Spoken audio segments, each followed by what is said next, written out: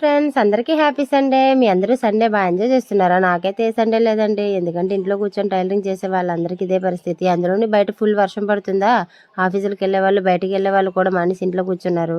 కానీ నాకు మాత్రం ఎండ కాసినా, వర్షం వచ్చినా, వాన వచ్చినా, పెద్ద పిడుగులే పడినా ఇంట్లో చేసే పని కాబట్టి దీనికి నేను తీసుకోవాలే తప్ప రెస్ట్ అయితే ఉండదు. కస్టమర్స్ ఒకటే ఇబ్బంది పెడుతుంటే మనమేం రెస్ట్ తీసుకుంటాం చెప్పండి? రెస్ట్ కాదు కదా, మనం పడుకుని పీస్ఫుల్గా ఉండే ప్లేస్ని కూడా టైలరింగ్ మీద పెట్టేస్తాం. అట్లుంటది ఈ టైలర్స్ డెడికేషన్. మరి మండే కల్లా నేను ముందుగా కట్ చేసిన సారీ, అలాగే 2 జతల యూనిఫామ్స్ అయితే కుట్టేసి ఇవ్వాలి. బయట ఫుల్ వర్షం అయితే వస్తుంది. మా చుట్టుపక్కల ఉన్న వాళ్ళు నన్ను చూసి అంటున్నారు, నీ పని అయితే బాగుంది, వర్షం వచ్చినా, ఎండ కాసినా, వాన వచ్చినా, తుఫాన్ వచ్చినా పని అయితే ఆగేది లేదు, నువ్వు మాత్రం హ్యాపీగా ఇంట్లో ఉండి చేసుకుంటావని. ఈ జనాలు నేను పని చేసుకుంటున్నానని నా మీద ఏడుస్తున్నారా, లేదంటే వాళ్ళు పని ఆగిపోయిందని బాధపడుతున్నారా? నాకైతే అర్థం అవ్వలేదు. మీకైతే అర్థమైతే కింద కామెంట్ చేయండి.